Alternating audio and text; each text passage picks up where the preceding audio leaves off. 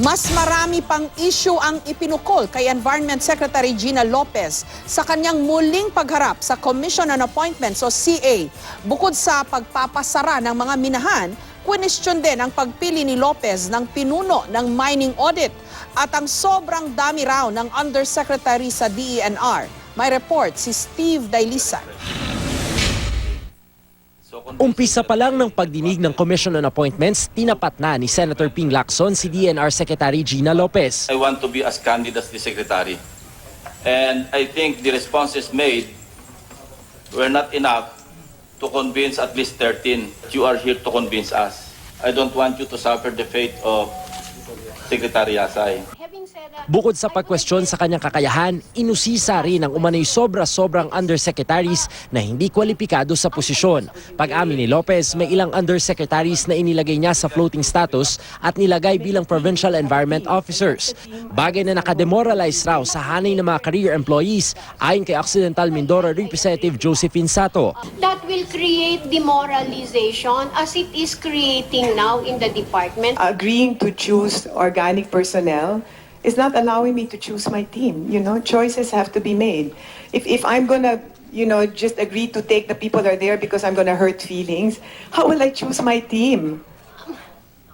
I have to choose my team. Kinwestiyon din ang pagkuha ni Lopez kay dating Mines and Geosciences Bureau Head Leo Hasareno bilang pinuno ng mining audit. Nung si Hasareno pa ang pinuno ng MGB, siya ang nag-issue ng mga Mineral Product Sharing Agreements o MPSA na siya rin ngayong kanyang inirekomendang kansilahin dahil nasa mga watershed. Maaari ko po bang itanong kung sino ang responsable sa pagbibigay ng mga permit at regulasyon sa mga mining companies na naisama sa pagpapasara?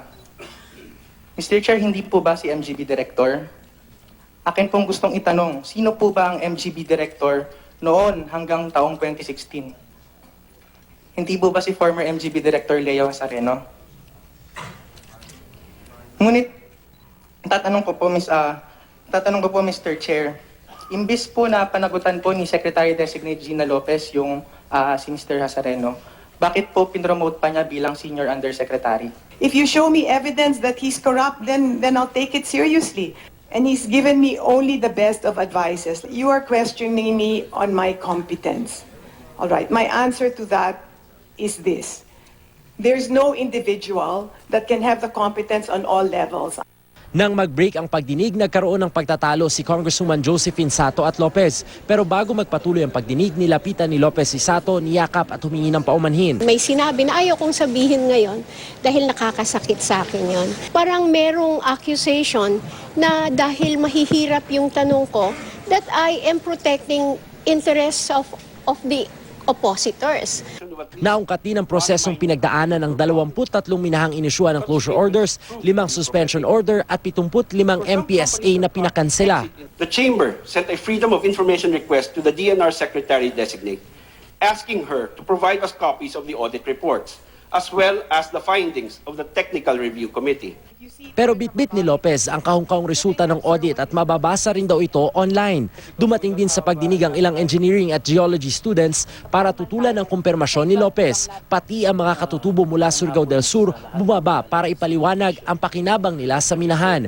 Sabi ni Lopez, hindi naman daw siya kontra sa industriya ng pagmimina. Katunayan, may 13 minahan silang ipinasa.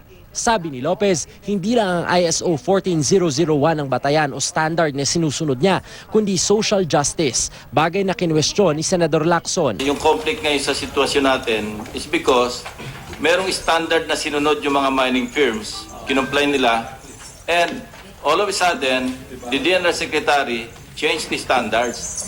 Paliwanag ni Lopez, bukas naman daw siya na mag-reapply ang mga ipinasarang minahan, pero I'm not gonna do anything just to get appointed. And I'm not gonna sacrifice my principles just to get appointed. dahil kailangan pakinggan ang lahat ng mga tutol sa kumpirmasyon ni Secretary Lopez sa limitadong oras, hindi pa makakapagpasya ang CA. Ang problema, mag-Holy Week break na ang Kongreso sa susunod na linggo. Mga ibang bansa rin ang kalihim, kaya malaki ang posibilidad na mabypass ang kanyang appointment. Handa naman daw ang kalihim sa posibilidad na ito. I think the President signified his support. I think if there's a bypass, let's see, no? I mean, he said he has confidence in me, then he will just reappoint and then we wait again, no? Steve Dailisan, GMA News.